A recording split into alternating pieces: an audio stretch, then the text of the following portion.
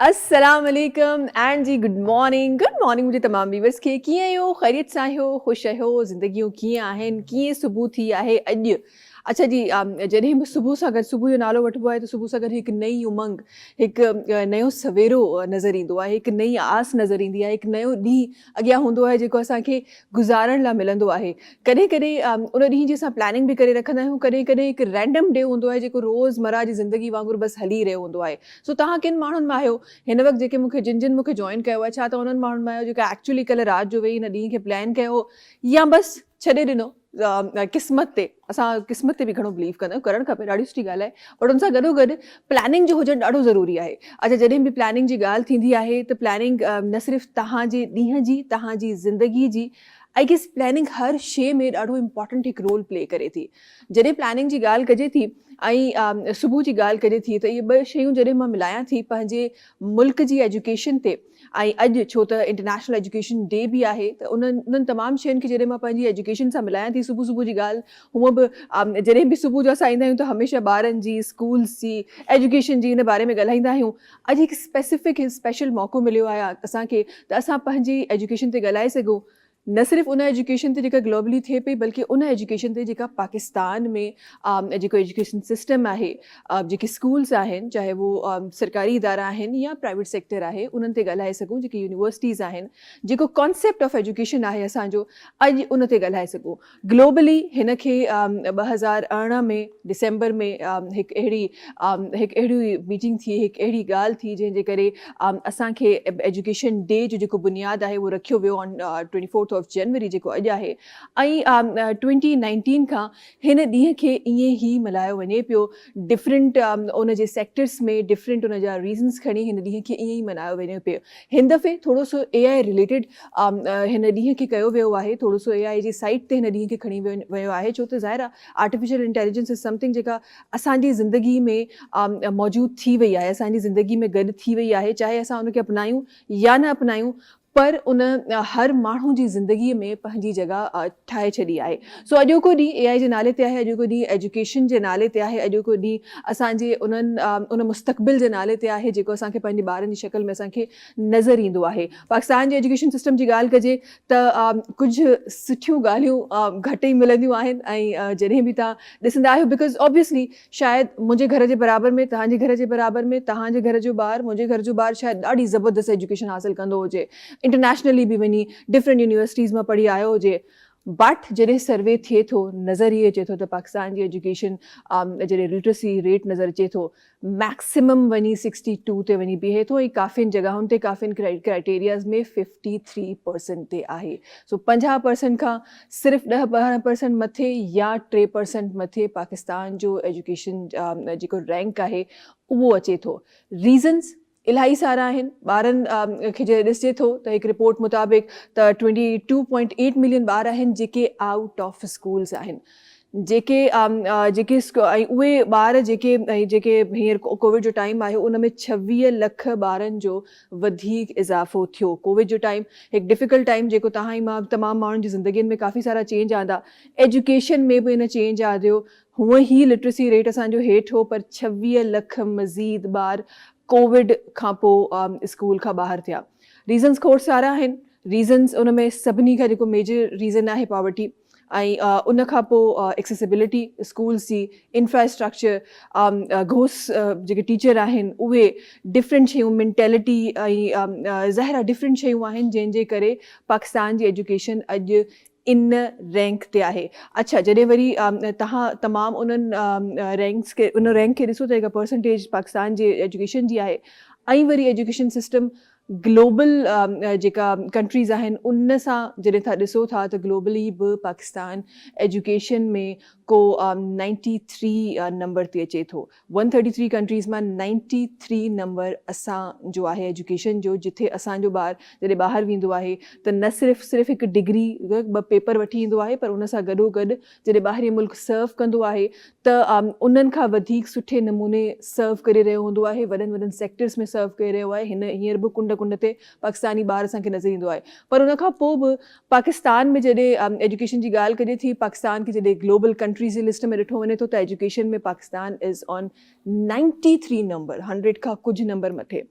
इन सां गॾोगॾु जॾहिं तव्हां इन्हनि तमामु शयुनि जी ॻाल्हि कयो था त कॾहिं कॾहिं ईअं बि थींदो आहे त यार असांजे साम्हूं त ईअं थी रहियो आहे, हेॾी सुठी एजुकेशन थी रहियो आहे, असांजी एजुकेशन जेको सेक्टर आहे उहो एतिरो सुठो कमु करे रहियो आहे, पोइ छो असां पोयां आहियूं, छो असांजी रैंकिंग एतिरी घटि अचे पई, कहिड़ो उहो तबिको आहे जेको मुतासिर आहे. अॼु पंहिंजे प्रोग्राम में इनशाला उन ते बि ॻाल्हाईंदासीं and the importance of education उन ते बि ॻाल्हाईंदासीं. उहा एजुकेशन जंहिंखे असां सिर्फ़ु ॿिनि पेपर में महदूद करे छॾियो आहे त उहा डिग्री मिली वेंदी त असां एजुकेटेड आहियूं. थोरो सो इहो कॉन्सेप्ट बि थोरो सो क्लियर करिणो आहे त वाक़ई में छा एजुकेशन सिर्फ़ु उहा 2 पेपर आहिनि जेके शायदि 2 टे नोटनि ते मिली वेंदा आहिनि, छा सिर्फ़ु इहा ई एजुकेशन आहे, या एजुकेशन जो वाक़ई ॿियो को मक़सदु आहे जंहिंजे करे जेको ही वर्ल्ड एजुकेशन ॾींहुं दुनिया जेका आहे उहा मल्हाए रही आहे. ऐं यूनाइटेड नेशन जॾहिं ॻाल्हि कजे उन जा जेके 17 तरमीम आहिनि उन में हिकु जेको आहे उहो एजुकेशन आहे. सो एॾी इम्पोर्टेंस जॾहिं दुनिया में एजुकेशन जी आहे, छो अॼु असां एजुकेशन खां एतिरो परे आहियूं. अॼु मुंहिंजे प्रोग्राम में इहो सुवाल तमामु पंहिंजे महिमाननि सां रहंदो. हाशिम भाई सभिनी खां पहिरीं सां गॾु आहिनि. अस्सलाम वालेकुम हाशिम भाई, छा हाल आहे, ठीकु आहियो? वालेकुम सलाम, अल्हम्दुलिल्लाह. ख़ुशि आहियो, तबियत ठीकु आहे हाशिम भाई? शुक्र अल्हम्दुलिल्लाह. हाशिम भाई ही अचानक तब्दीली कीअं अची वई? सुबुह सुबुह तव्हां कुझु ॿिया आया हो? कुदरत कॾहिं साथ ॾींदी आहे, कुदरत साथ ॾींदी आहे, तब्दीली अची थी वई. हा, कुझु ओड़े पाड़े में शयूं मिली वेंदियूं आहिनि असांखे. अच्छा जी, ख़ैर जॾहिं एजुकेशन जी ॻाल्हि कजे थी, अॼु असां अकेडमिक स्पेसिफिकली अकेडमिक एजुकेशन जे बारे में ॻाल्हाए रहिया आहियूं, पर मूंखे लॻे थो एजुकेशन इज़ समथिंग जेका हर शइ जी आहे.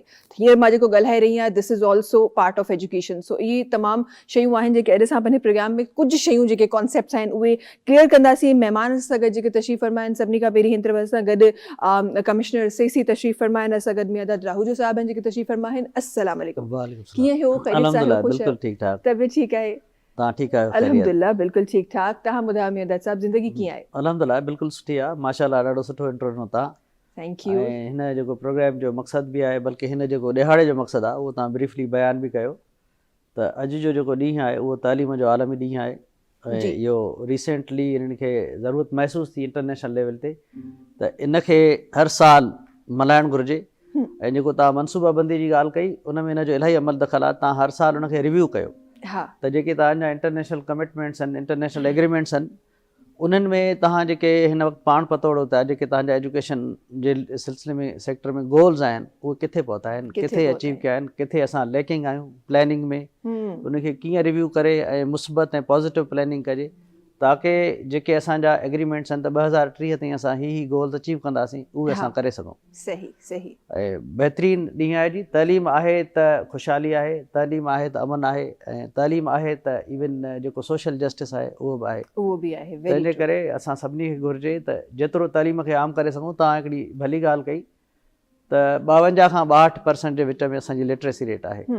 ऐं लिटरेसी तव्हांखे हैरत थींदी, उहा बि यूनाइटेड नेशन्स जी जेका डेफिनेशन आहे त उहो माण्हू जेको हिकिड़ी आम सिट पढ़ी ऐं सम्झी सघे ऐं लिखी सघे. लिटरेसी लिटरेसी मां मुराद इहो कोन्हे त ही पढ़ियो गढ़ियो आहे जेको असांजो वर्ड आहे, हाई स्टैंडर्ड जूं डिग्रियूं आहिनि उन वटि, आम जेका आम जेको हिकिड़ी लाइन सिर्फ़ लिखी पढ़ी सघे. इहा यूनाइटेड नेशन जी यूनिवर्सल डेफिनेशन आहे लिटरेसी. सही सही. सो इंशाल्लाह प्रोग्राम में इहे इन तरीक़े जूं खोड़ सारियूं ॻाल्हियूं इंशाल्लाह थियण वारियूं आहिनि. हिकु ॿिया महिमान जेके असां गॾु तशरीफ़ फरमा आहिनि, नूर अहमद साहिब आहिनि ऐं पाण हिन वक़्तु जा डिस्ट्रिक्ट एजुकेशन ऑफिसर आहिनि कोरंगी जा. अस्सलाम वालेकुम नूर अहमद साहिब, कीअं आहियो? ठीकु आहियो? ख़ुशि आहियो? तबियत ठीकु आहे? शुक्र. ज़िंदगी कीअं आहे नूर अहमद साहिब? ज़िंदगी अलाह जो ॾिनल हिकिड़ो हसीन तोहफ़ो आहे, इंसाननि लाइ गिफ्ट आहे.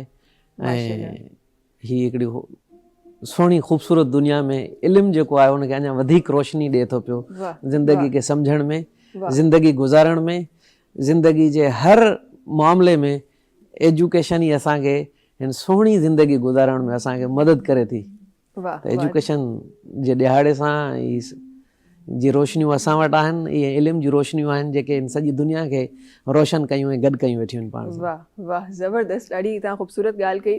हिकु तव्हांजो नालो नूर, उन खां पोइ तव्हां रोशनी जी ॻाल्हि कई त हिकु ॻाल्हि मूंखे यादि आई, बचपन में किथे मां पढ़ियो हो त एजुकेशन हिकु अहिड़ी शइ आहे जेका तव्हां अगरि डार्क कंहिं रूम में वेठा आहियो ऐं उन में को हिकु ॾीओ भरियल हुजे, सो जेको माण्हू एजुकेटेड आहे उहो दुनिया में मुआशिरे में उन जी हैसियत इहा आहे त तव्हां डार्क रूम में वेठा आहियो जिथे ॿियो को आसिरो कोन्हे पर हिकिड़ो ॾीओ जेको आहे उहो ॿरियो पियो आहे। सो एजुकेशन बि ईअं ई आहे ज़िंदगीअनि में। अच्छा जी, एजुकेशन ते त खोड़ सारी शयूं आहिनि जेके असांखे ॻाल्हाइणियूं आहिनि ऐं जंहिंखे असांखे सम्झणो आहे, कोशिशि करणी आहे त जिथे असांजा लूप होल्स आहिनि उन्हनि खे अॼु पंहिंजे प्रोग्राम जे थ्रू फिल करे सघूं। उन्हनि सभिनीनि शयुनि खां पहिरीं हमेशह असां जीअं मौसीक़ी खे पाण सां गॾु रखंदा आहियूं, मां चाहियां थी त अॼु छो त जॾहिं एजुकेशन जी ॻाल्हि कजे थी त जीअं मूं पहिरीं चयो त असां ही शायदि एकेडमिक एजुकेशन जो ॾिहाड़ो आहे, पर एजुकेशन हर शइ में हर जॻह ते असांखे नज़र अचे थी। सो मौसीक़ी बि हिकु अहिड़ी शइ आहे जंहिंजी सिखिया, जंहिंजी एजुकेशन अॼु काफ़ियुनि जॻहुनि ते वठी वञे पई, काफ़ियुनि जॻहुनि ते सुठियूं सुठियूं डिग्रीज़ हिन जे बारे में मिलनि पियूं। सो हर शइ खे पंहिंजे प्रोग्राम में इंशाअल्लाह गॾु शामिल कंदासीं। हाशिम भाई जो आवाज़ शामिल कंदासीं। हाशिम भाई, छा शामिल थी रहियो आहे? मां साईं शमशेर लैदरी जी शायरी आहे।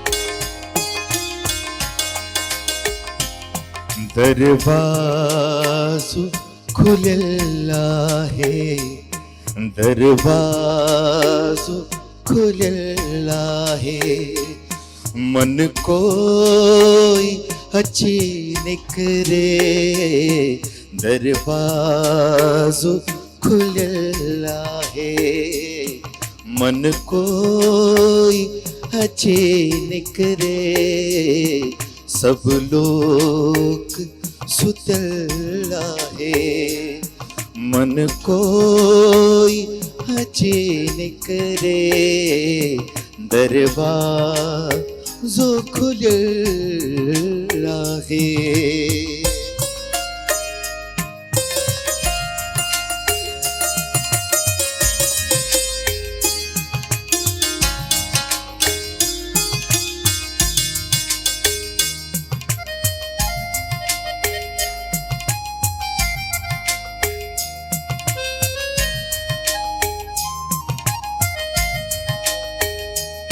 चंड रात चिटे आहे, चंड रात चिटे आहे, ककरियूं भी वसी हलंदियूं, चंड रात चिटे आहे, ककरियूं भी वसी हलंदियूं, ककरियूं भी बसे हलंदियूं, हर बात बणियल आहे, हर बात बणियल आहे, मन कोई अचे निकरे, दरवाज़ो खुलियल आहे।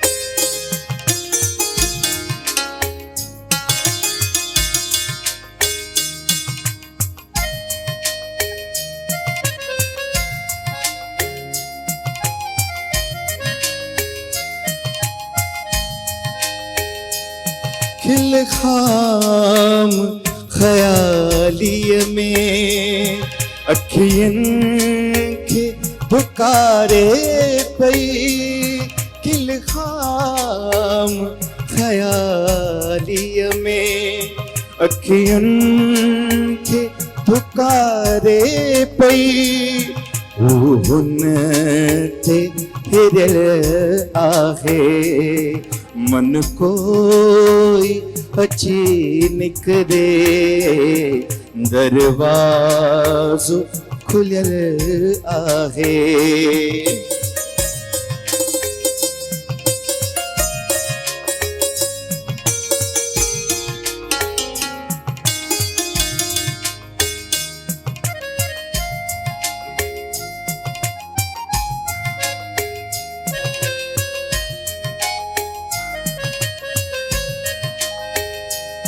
हिन पिरजी बस्तीअ में हिन पिरजी बस्तीअ में शमशेर जे हो जोगी हिन पिरजी बस्तीअ में शमशेर जे हो जोगी शमशेर जे हो जोगी कुछ ॾींहं टिकियल आहे कुछ ॾींहं टिकियल आहे मन कोई अची निकरे दरवाज़ो खुलियल आहे मन कोई अची निकरे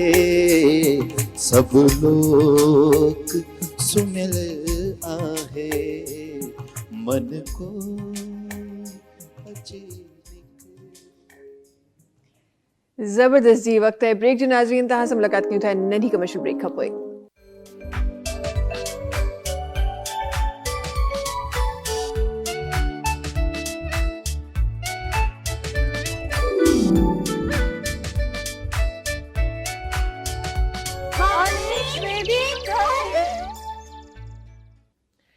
वेलकम बैक जी प्रोग्राम जे हिन हिस्से में हिकु ॿियूं महिमान आहिनि जिन असांखे जॉइन कयो आहे पाण न सिर्फ़ु प्रिंसिपल आहिनि बल्कि हेड ऑफ डिपार्टमेंट आहिनि हिकु मेडिकल कॉलेज कराची जूं असां गॾु तशरीफ़ रखनि थियूं प्रोफेसर डॉक्टर अंजुम रहमान साहिबान जेके तशरीफ़ रखनि थियूं अस्सलाम वालेकुम कीअं आहियो ख़ैरियत सां आहियो ख़ुशि आहियो तबियत ठीकु आहे जी अल्लाह ज़िंदगी कीअं आहे फाइन अच्छा मैं आ जाऊँ उर्दू पे आ जाऊँ या then it will be comfortable I guess कैसी हैं आप खैरियत से हैं जी जी खुश हैं तबीयत ठीक है जिंदगी कैसी गुजर रही है अंजुम साहिबा लवली फाइन माशाल्लाह माशाल्लाह आज हम इंटरनेशनल एजुकेशन डे को सेलिब्रेट कर रहे हैं और आपकी यहाँ मौजूदगी है मैं चाहती हूँ दो अल्फाज आपके अल्फाज हम अपने नाजरीन तक पहुँचा सकें एजुकेशन पे वेल किसी भी सोसाइटी का किसी घर का किसी मुल्क का जो लाइफ लाइन होती है दैट्स एन एजुकेशन एंड अगर एक बंदा भी वहाँ पे एजुकेटेड होगा तो डेफिनेटली पूरी फैमिली एजुकेटेड होगी and that's how we build our country our family our house इसी तरह कोई भी सोसाइटी प्रोग्रेस करती है without education we are nil बिल्कुल बिल्कुल बिल्कुल ऐसा ही है अच्छा जिथे असां प्रोग्राम में शुरू में असां एजुकेशन ते ॻाल्हाए रहियासीं हिकु ॿियो वॾो रीज़न आहे असां वटि जंहिंमें असांखे ड्रॉबैक एजुकेशन जो नज़र अचे थो that is gender specific education हम स्पेसिफिकली हमें काफ़ी जगहों पे आज भी ऑल दो हम इन चीज़ों को आहिस्ता आहिस्ता आहिस्ता आहिस्ता कवर कर रहे हैं लेकिन स्पीड बड़ी स्लो है जैसे इंटरनेट की स्पीड पाकिस्तान में स्लो है तो एजुकेशन की स्पीड भी ज़रा स्लो हो गई है थोड़ी सी फास्ट हो जाए तो अच्छा हो जाएगा आहिस्ता आहिस्ता कवर कर रहे हैं लेकिन आज भी मुझे लगता है कि हमारा जो लिटरेसी रेट है कम होने का बहुत बड़ा रीज़न ये भी है कि हम जेंडर स्पेसिफिक एजुकेशन के पास जाते हैं हम बच्चों को लड़कों को जो बेटे हैं उनको तो हम एजुकेशन दिलाते हैं लेकिन आज भी काफ़ी जगहों पे औरतों का लड़कियों का बच्चियों का एजुकेशन हासिल करना बड़ा मायूब समझा जाता है यू एज अ वुमेन आप इसको कैसे देखती हैं यू आर वेरी राइट मैं समझती हूँ एज अ वुमेन जो भी प्रोफेशनल होती हैं they give more good to the society I am sorry मतलब over the experience what I have कि जी आदमी के मुकाबले में सबसे पहले इंपॉर्टेंट बात ये है कि एक मेल अगर एजुकेटेड होगा डेफिनेटली वो उस फैमिली का ब्रेड एंड बटर को करेगा बट मैं समझती हूँ अगर फीमेल एजुकेटेड होगी तो वो पूरी फैमिली एजुकेटेड होगी सही ज़रूरी नहीं है कि हम बहुत हायर एजुकेशन डेफिनेटली हमारी सोसाइटी में इतना ज़्यादा नहीं है कि हर बंदा करे मगर basic education is very very important हर बच्ची को हर लड़के को जैसे इंपॉर्टेंट है हमारी फैमिली में जैसे आपने कहा कि जी लड़का होगा तो हम उसको करेंगे कि जी पहले उसकी स्कूलिंग भी अच्छी हो और अगर हमारे पास पैसे कम है उसके कॉलेज भी अच्छा चला जाए यस मगर इतना यहाँ के एक फीमेल का होता है और ओवर द टाइम डेफिनेटली हमारी सोसाइटी ग्रो कर रही है मगर अभी भी ये बहुत कम है कि हम अपनी लड़कियों को बेसिक एजुकेशन नहीं देते हैं हम उनको अपने लिए अपनी सोसाइटी में उनके जो राइट्स हैं उस पर एजुकेट नहीं करते तो हायर एजुकेशन तो एक बड़ी बात है ये ज़रूरी है ताकि वो फीमेल पूरी फैमिली को रन करेगी जब तक वो एजुकेटेड नहीं होगी तो फिर हो सकता है कि वो पूरी फैमिली एजुकेट नहीं हो सही अच्छा you are principal of a medical college तो मैं ज़रा सा ये जानना चाहती हूँ कि वहाँ रेशो क्या है वेरी राइट देखिए जब ये मेडिकल कॉलेज बना इट वाज इन 2009-10 में सो उसकी ये मेडिकल कॉलेज एक वाहिद मेडिकल कॉलेज है पूरे सिंध को सर्व कर रहा है। और इसमें स्पेसिफिकली जो लेस प्रिविलेज एरिया है लाइक लियारी, गडाब, बिन कासिम के माड़ी, इनकी रिजर्व सीट्स हैं। देखिए बड़ा फ़र्क पड़ता है हमें भी जब गवर्नमेंट ये लेती है कि जी हम ऐसी जगहों पे एजुकेशन, जब हमारे पास फर्स्ट मेडिकल कॉलेज का एजुकेशन, ये मेडिकल कॉलेज बना, इसका एडमिशन आया तो लियारी की 15 सीट्स थी। सही। वहाँ पे definitely literacy rate is very low, overall low, Karachi से कोई कंपटीशन नहीं था। तो जब वहाँ की मेडिकल कॉलेज में होता है मिनिमम आपने 60% मार्क्स लेने, तो वहाँ की हमारी, मुझे आज याद है कि 4 सीटें खाली गई, इसलिए कि वहाँ पे इतनी बड़ी ह्यूज पॉपुलेशन में ऐसे भी बच्चे नहीं थे जो 60% स्कोर करते और वो एटलीस्ट कम्पीट करते। अगर वो 60% भी होते वो आज डॉक्टर बन जाते। मगर आज क्योंकि उस इलाके में वो कॉलेज बना, लोगों को पता चला कि जी हमारा राइट है। जो लास्ट ईयर हमारी क्लोज हुई है वो 84.9 पे, मतलब वही लियारी का बच्चा जो शायद 60% नहीं ले सकता था, वो 84.9 पे क्लोज हुआ। सही। हमारे लियारी या गडाब टाउन के जो बच्चे हैं वो कम्पीट करते हैं डॉ यूनिवर्सिटी से। नाउ उन्होंने MLE पास किया, बहुत सारे अमेरिका में रेजिडेंसी कर रहे हैं। दिस इज जैसे गवर्नमेंट के लोग भी हेल्प करें, हम भी हेल्प करें, सो हमारी सोसाइटी का एजुकेशन लेवल बढ़ेगा। सही। क्योंकि वहाँ तो ये कंसेप्ट ही नहीं था, तो लोग कहते थे चलो इंटर ही पास कर लें, मगर अब उनके साथ पूरी सोसाइटी की कंपटीशन है। हर घर सोचता है कि नहीं मेरा बच्चा डॉक्टर बने। So this is how it runs. सही सही, बिल्कुल आप सही कह रही हैं। वाकई में हिकु शायद रीज़न इहो भी आहे त असां उहो स्कोप ॾेखारे कोन सघिया आहियूं पंहिंजे ॿारनि खे, शायद या पंहिंजे ॿारनि खे उहा सही डायरेक्शन कोन ॾेखारे सघिया आहियूं। अॼु बि असां वटि अहिड़ा ॿार मिलंदा आहिनि जेके पंहिंजा तमामु पंहिंजी यूनिवर्सिटीज़ बि पास आउट करे वेंदा आहिनि, पर उनखां पोइ सोचींदा आहिनि त असांखे इहो करिणो ई कोन, असांखे त ॿियो कुझु करिणो ज़िंदगी में।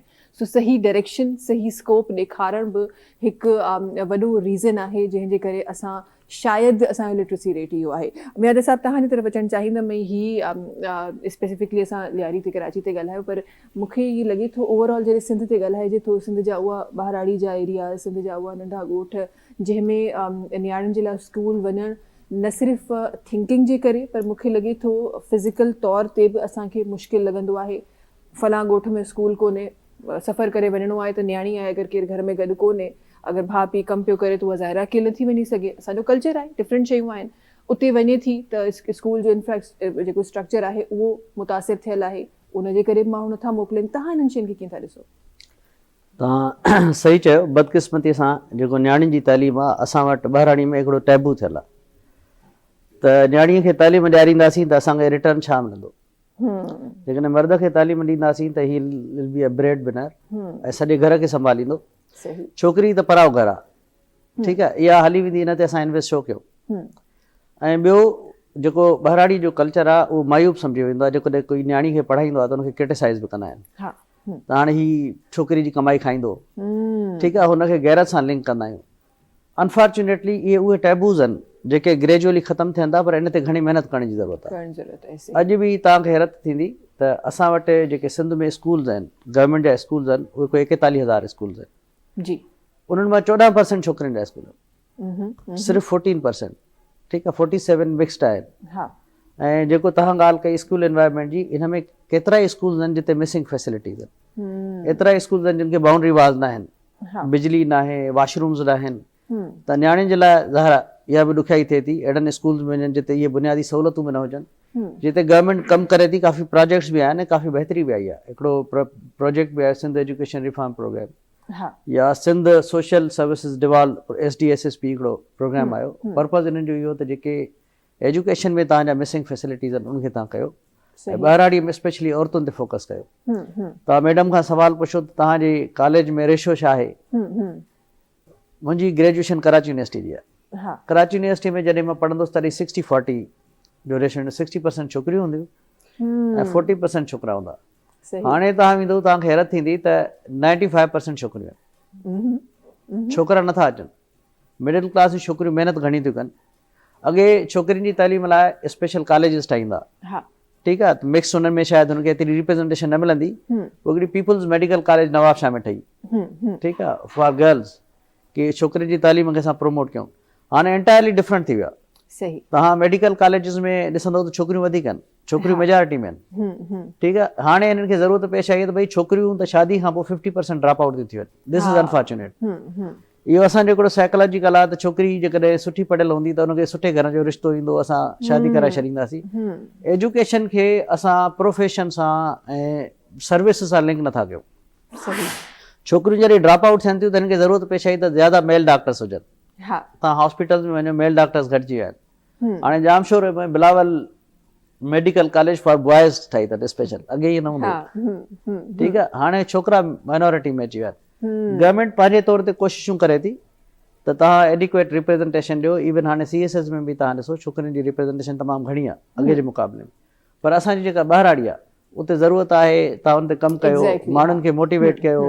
ठीकु आहे. कहिड़े तरीक़े सां मोटिवेट कयो, सोशल मोबिलाइज़ेशन कयो ताकी छोकिरियुनि खे ॿाहिराणी पढ़ाइनि. नेपोलियन चयो न त जेकॾहिं तव्हां हिकिड़ी मूंखे पढ़ियल लिखियल माउ ॾींदो तव्हांखे मां पढ़ियल लिखियल क़ौम ॾींदुसि. हा ठीकु आहे. जेकॾहिं तव्हां बि ॻाल्हि कई, जेकॾहिं औरत पढ़ियल गढ़ियल हूंदी त पूरो घर पढ़ियल हूंदो. पूरो घर पहले मर्द जेकॾहिं पढ़ियल हूंदो त उहो डेफिनेटली घर जे लाइ कंट्रीब्यूट कंदो. ॿियो असां वटि जेके ॿिया टैबू सां गॾु इहो आहे त आउटकम छा आहे, असां लिंक न कंदा आहियूं. असां वटि छा हूंदो आहे, या त मेडिकल में सिलेक्ट थिए या इंजीनियरिंग में थिए, न त कॉमर्स आहे, उहो बेदिलियो पोइ अदर प्रोफेशन्स आहिनि. हालांकि पूरी दुनिया में स्पेशल प्रोफेशन्स आहिनि, माण्हू प्लान कंदा आहिनि. मेडिकल इंजीनियरिंग में तमामु घटि माण्हू ईंदा आहिनि हुते. हा हा ठीकु आहे. ही असां जॾहिं हिननि जा स्किल्स मार्केट सां लिंक कंदासीं, एम्प्लॉयबिलिटी असां वधाईंदासीं त भई हिननि खे सुभाणे जॾहिं पास आउट थी वेंदा त हिननि खे रोज़गार मिलंदो. सही हाणे बेरोज़गारी एतिरी थी वई आहे हिते, चवंदा पढ़ण जो फ़ाइदो कहिड़ो. जॾहिं हिननि खे जॉब मिलणी न आहे, जॉब मिलणी आहे कंहिं ॿियनि तरीक़नि सां मिलणी आहे. सिस्टम में काफ़ी खामियूं काफ़ी आहिनि. शयूं, बिल्कुलु, उन्हनि खे बिल्कुलु, लिंक काफ़ी करे शयूं करेक्ट करे एजुकेशन खे प्रमोट करे सघिजे थो. स्पेशली नियाणियुनि ते ज़्यादा तवजो ॾिजे. सही सही बिल्कुलु बिल्कुलु तव्हां सही अर्ज़ु कयो. अच्छा तव्हां वटि अचणु चाहींदमि नूर अहमद साहिबु. ऐं इन ई ॻाल्हि खे कंटिन्यू कंदे त असां जॾहिं नियाणियुनि जी एजुकेशन जी ॻाल्हि कंदा आहियूं, जीअं मियां दत्त साहिबु बि फरमाए रहिया हुआ, त वाक़ई में असांखे शहरनि में हिकु वॾो नंबर ऐं तेज़ी सां चेंजिंग थींदी असांखे नज़र आई आहे. पर शायदि शहरनि में चेंजिंग थींदे थींदे असां एतिरा ग़ाइबु थी वियासीं या एतिरो असां रिलैक्स थी वियासीं उन चेंजिंग खे ॾिसी त हा जी चेंजिंग अची रही आहे, जो असां पंहिंजे ॿाहिराड़ी वारे इलाइक़नि खे, नंढनि शहरनि खे शायदि विसारे वियासीं. शायदि उन तरफ़ असां कमु करणु छॾे ॾिनो. तॾहिं शहरी जेका असांजी नियाणी आहे उहा अॼु सुठी जॻह ते पढ़ी बि रही आहे, नौकिरी बि करे रही आहे, ख़ुदि मुख़्तियार बि थी रही आहे. पर अॼु बि जिथे कमु करण जो असांजी ज़रूरत असांजी नज़र सां उते थी कोन. तव्हां हिन शइ खे कीअं ॾिठो आहे? इहो तमामु ज़रूरी ऐं वॾो हिकिड़ो इम्पोर्टेंट टॉपिक आहे. जॾहिं असां जेंडर डिस्क्रिमिनेशन जी या इनइक्वलिटी जी ॻाल्हि कयूं था त असां चवंदा त हिकु औरत ऐं मर्द सोसाइटी जा ॿ पैरेलल बराबरि हिसा आहिनि. हे घटि वधि कोई बि न आहे, बराबरि आहिनि.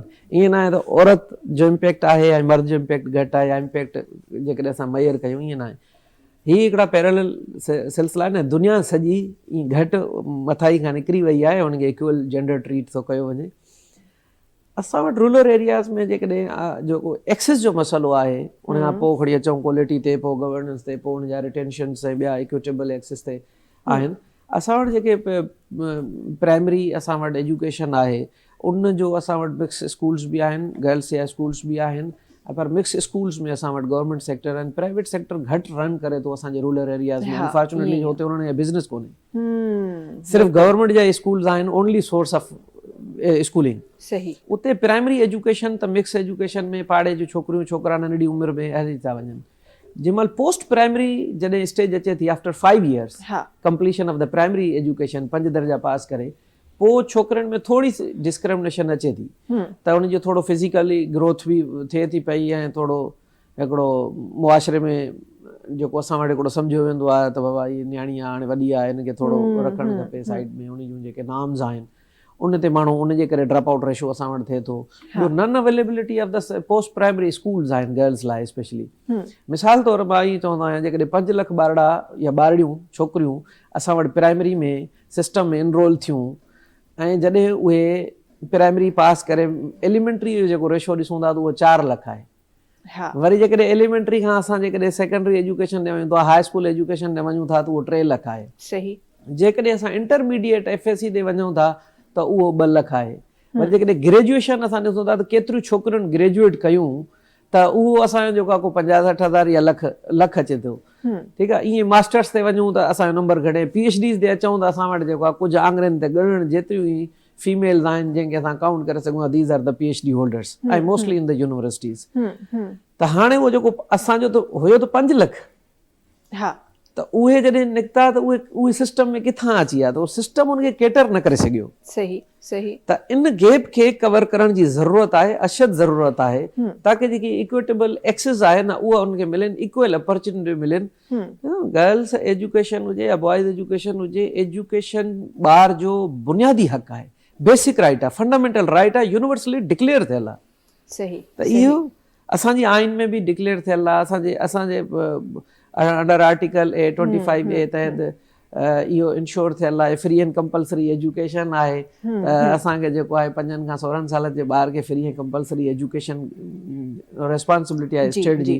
त जेसि ताईं इहा जेको गैप आहे न, इन गैप खे असां फिल न कंदासीं, एसि ताईं असांजी जेके गर्ल्स आहिनि वो अॻियां तालीम में न अची सघंदी। सही। अच्छा, काफ़ी माण्हुनि जो यूँ चवण आहे, बहुत लोग ये कहते हैं कि जब आप, ज़ाहिर है आप जब रूरल एरियाज़ में जाते हैं, आप देख रहे होते हैं कि वो जो स्कूल्स हैं वो इस खस्ता हालत में होते हैं कि बच्चा नहीं पढ़ सकता।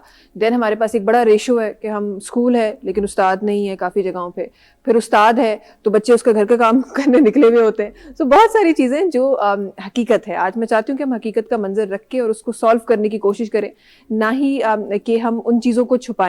ये जो हकीकतें हैं, काफ़ी लोगों का ये कहना है कि हमने बहुत जगहों पे ये देखा कि जब पब्लिक प्राइवेट पार्टनरशिप होती है तो बड़ा ही खूबसूरत जो इदारा है वो कायम होता है, जो हमें डिफरेंट जगहों पे नज़र भी आया, डिफरेंट चीज़ों में नज़र भी आया। तो क्या इसमें आपको लगता है कि अगर हम अपने प्राइवेट सेक्टर को किसी तरह with the help of government हम किसी तरह अपने उन एरियाज़ में पहुँचा दें तो एजुकेशन में डिफरेंस हमें नज़र आएगा? वेल, पहली बात तो मैं सर की एग्री बिल्कुल करूँगी कि जहाँ पे कॉम्पिटिटिव एग्जाम्स होते हैं या जहाँ पे कम्पिटिटिव लेवल आता है, वहाँ पे हमारी फीमेल, हम अपने मुल्क की बात करते हैं, दे आर ऑलवेज एज पार, मतलब वो लड़कों से कहीं ज़्यादा आगे हैं। चाहे आप मेडिकल लें, आप इंजीनियरिंग लें, आप कोई भी CSS लें, इसका मतलब है दे आर मोर इंटेलिजेंट, रादर उनको वो फैसिलिटी नहीं मिल रही। हाँ। फिर आपकी बात कि जी पेरिफेरी में क्या इश्यू है, मैं हमेशा समझती हूँ कि ये सिर्फ ओनरशिप वाली बात है। जहाँ पे ओनरशिप अच्छी होगी, देखें क्या प्राइवेट ऐसी चीज करता है जो हमारा गवर्नमेंट नहीं कर सकता। सही। Even government are paying them more, हम लोग उस चीज को ओन नहीं करते। गवर्नमेंट है ना, गवर्नमेंट की नौकरी, we have to enjoy it, you know, this is the main, बस गवर्नमेंट की नौकरी एक पक्की नौकरी तो हो गई ना, दैट इज द थिंग। देखिए दुनिया भर में जो गवर्नमेंट हॉस्पिटल्स होते हैं, गवर्नमेंट कॉलेजेस होते हैं, they are more advance rather than a public. दुनिया आप कहीं भी जाए, पर हमारे मुल्क पे you are very right, is vice versa कि टीचर नहीं है, स्टूडेंट है तो पढ़ाई का माहौल नहीं है, मतलब one of the other reason. इसका मतलब है चेक एंड बैलेंस नहीं। सही। हम क्यों प्राइवेट के पीछे, ठीक है वहाँ, हाँ जहाँ पे पब्लिक प्राइवेट पार्टनरशिप हुई वहाँ पे वो ग्रूम कर गया, इसलिए कि क्योंकि उन्होंने अपना सरमाया लगाया प्राइवेट लोगों ने उनके साथ, तो उन्होंने उसको चेक एंड बैलेंस रखा, और फिर हमारी भी तनख्वाहें कटना शुरू हो गई, हमारी अटेंडेंस लगी, तो फिर we are now become soldier, हम टाइम पे आए और फिर टाइम पे गए। अगर गवर्नमेंट ही इस चीज़ को चेक एंड बैलेंस रखे, वही सारी चीज़ें जो हम पब्लिक लोग को, प्राइवेट को दे रहे हैं, क्यों ना हम वो यहाँ पे लगाएं, तो वो चीज़ें ग्रूम कर सकते हैं। बट ऐसा है नहीं, यू आर वेरी राइट। ज़्यादातर जितने भी पब्लिक सेक्टर के स्कूल्स हैं, स्पेशली पेरिफेरी में, इवन कराची में आप देखें, जो प्राइमरी स्कूल्स हैं और इवन हॉस्पिटल्स हैं, उनका जब टर्शरी केयर में आप आ जाते हैं तो हम माहौल चेंज हो जाता है। जब आप प्राइमरी में जाते हैं तो वो ना डॉक्टर्स हैं बेचारे, डिस्पेंसरी है ना कुछ है, इसी तरह स्कूल्स भी का यही हाल है। So that is actually ownership. Ownership जब आती है जब चेक एंड बैलेंस होता है, वंस बड़ा स्ट्रिक्ट चेक एंड बैलेंस होगा तो फिर मैं समझती हूँ कि चीज़ें ज़्यादा अच्छी होंगी। आप कितनी जगहों पे पब्लिक प्राइवेट पार्टनरशिप करेंगे, देखिए प्राइवेट लोगों का भी अपना उनका इंटरेस्ट होता है, उनकी फाइनेंशियल इम्प्लीकेशन होती है, and they have to see their interest first. मगर जब गवर्नमेंट एक लेवल पे करती है तो वो ज़्यादा बेहतर होती है, मगर अगेन चेक एंड बैलेंस होना ज़रूरी है। हमारी बच्चियाँ ज़्यादा इंटेलिजेंट हैं, मेडिकल कॉलेज में 90%, सही कहा सर ने, 90%। इंजीनियरिंग कॉलेज में लड़कियां ज़्यादा कम्पीट कर जाती हैं, CSS में ज़्यादा कम्पीट कर जाती हैं। वो जो बेचारी, जैसे मैं आपको बता रही थी ना कि एक लियारी जैसे पेरिफेरी इलाके में गवर्नमेंट ने एक फैसिलिटी दी तो लोग आगे आए, तो जब आप पेरिफेरी में गांव देहात में वो फैसिलिटी देंगे तो ये बच्चियां आगे आएंगी, उनको फैसिलिटी नहीं दी जा रही। तो अच्छा, there is another reason also जो मुझे नज़र आता है, हमें ब्रेक की तरफ जाना है लेकिन वापस आके इंशाल्लाह इनते सां ॻाल्हाईंदासीं। चाइल्ड लेबर अगेन हिकु वॾो कॉज़ आहे असांजे ॿार जो स्कूल ताईं न पहुचण जो, जेको असांखे काफ़ी हद ताईं नज़र ईंदो आहे। न सिर्फ़ु हा कराची में घटि आहे, शहरनि में घटि आहे, या कराची अहिड़ा वॾा शहर आहिनि उन्हनि में घटि आहे, पर हिन वक़्तु बि उहो ॿारु जेको सुबुह जो सभिनी हिकु ट्रेंड आहे त जी सुबुह जो स्कूल वञिणो आहे, बस्तो खणणो आहे, उहो ॿारु असांखे चांहि जे होटल ते चांहि सर्व कंदे असांखे नज़र ईंदो आहे. सो इहो बि हिकु रीज़न आहे. इन ते बि ज़रूरु ॻाल्हाईंदासीं, पर जी जल्दी सां हलूं था ब्रेक ते. नाज़रीन, वक़्तु आहे ब्रेक जो. तव्हां सां मुलाक़ात कयूं था हिन ब्रेक खां पोइ.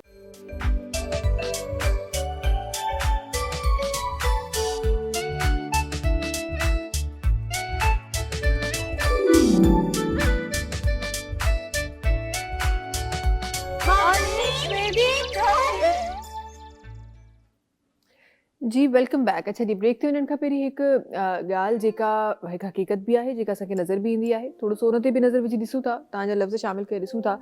चाइल्ड लेबर मूंखे लॻे थो हिकु कॉज़ आहे असां वटि, जंहिंजे करे उन्हनि ॿारनि खां या उन्हनि जी माउरनि खां, उन्हनि जे पेरेंट्स खां पुछो बि थो, चवंदा त हे अगरि स्कूल वेंदा त असांजे लाइ कमाईंदो केरु.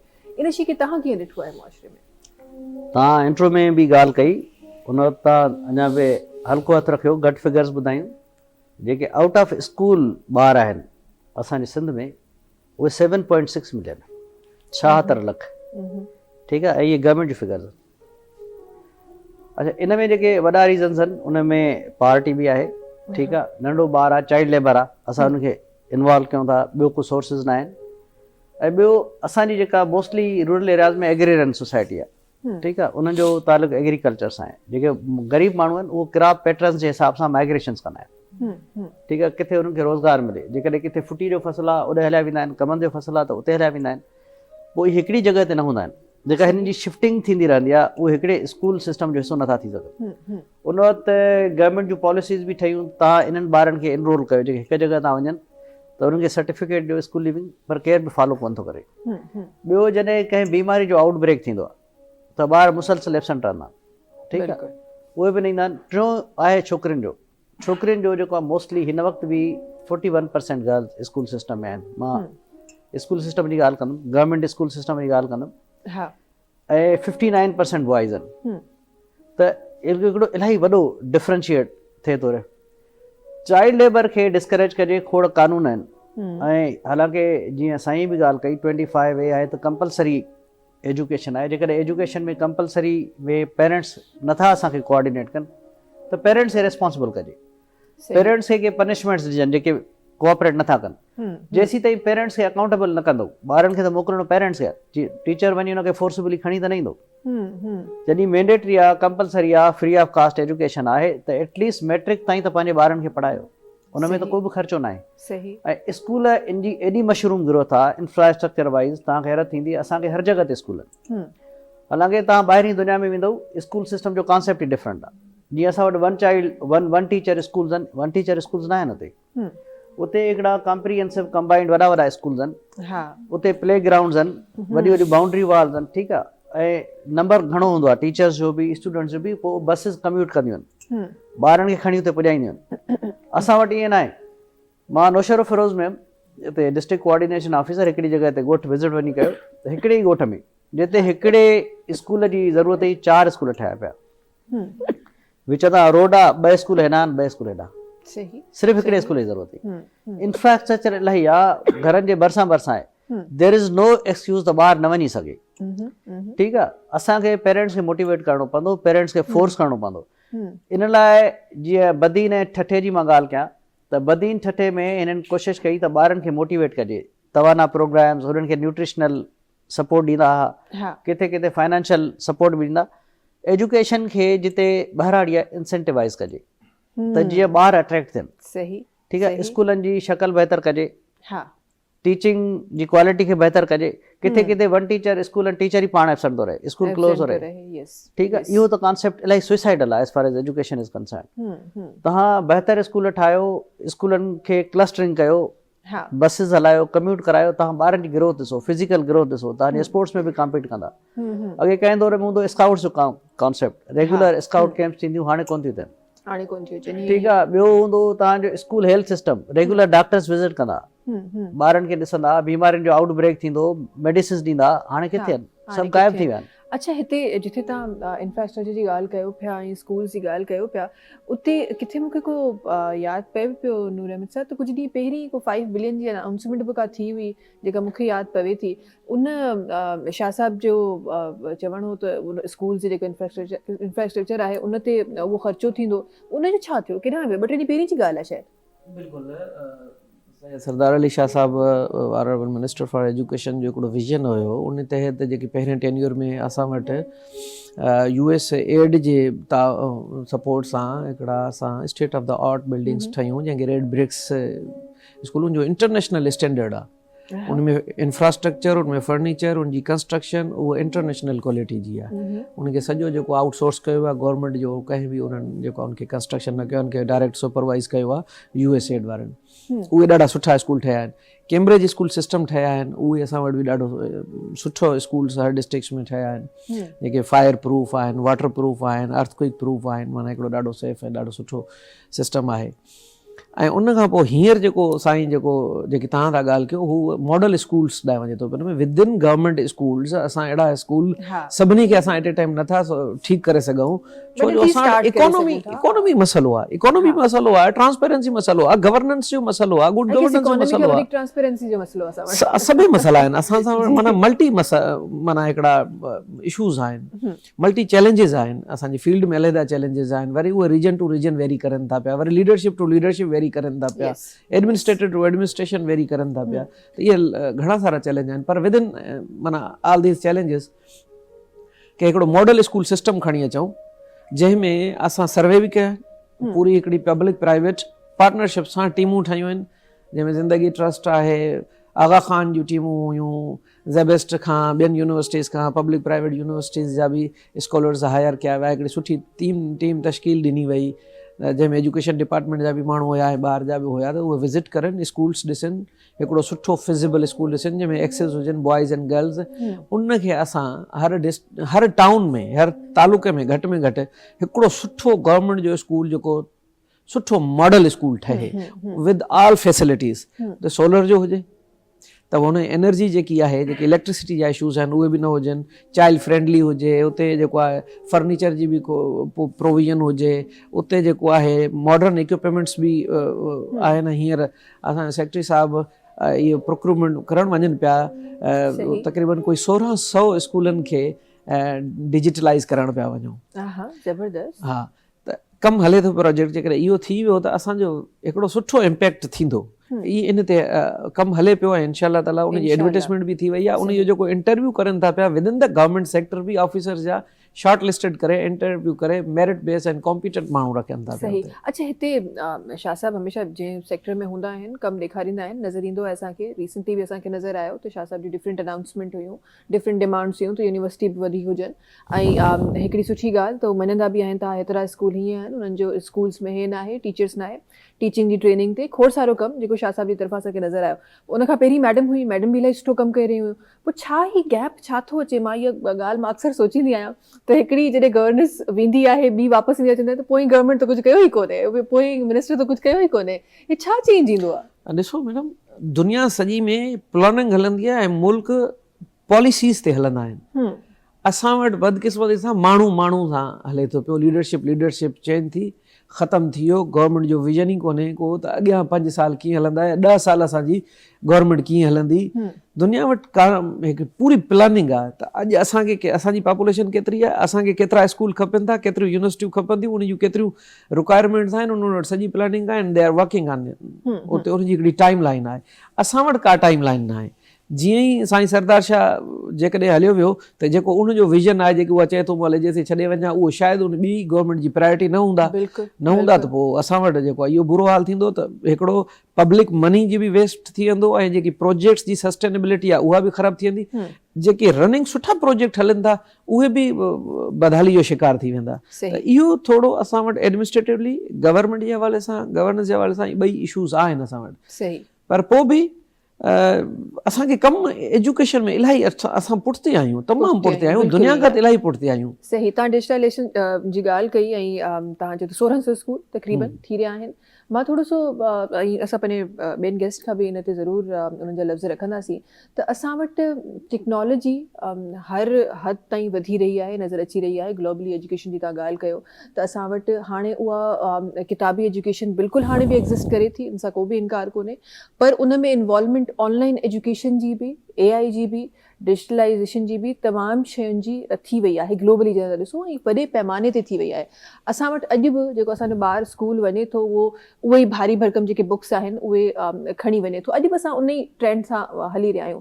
तव्हांखे छा थो लॻे त असां उन ट्रेंड खां निकिरी जॾहिं असां उहो ग्लोबल ट्रेंड जेको असांखे नज़र अची रहियो आहे ऐं जेको शायदि कामयाबु एजुकेशन जो रीज़न बि ठहियो आहे, अगरि असां उन जंहिंजी शुरूआति तव्हांजे मुताबिक़ त थी रही आहे उन लेवल ते हलिया था वञूं, छा वाकई असां पंहिंजे लिटरेसी रेट खे इन रीज़न जे करे चेंज करे सघूं था? बिल्कुलु करे था सघूं। ॾिसो हर हिकिड़ो रूम आहे न, असां परफॉर्म करे था सघूं, बहितरी शयूं आणे था सघूं, इम्प्लीमेंट करे था सघूं, मगर नियतूं रुॻो ठीकु हुजनि माण्हुनि जूं। नियतूं ठीकु, हा असांजूं नियतूं ठीकु हुजनि, डिपार्टमेंट वारनि जूं नियतूं ठीकु हुजनि, डिलीवरी वारनि जूं नियतूं ठीकु थियनि।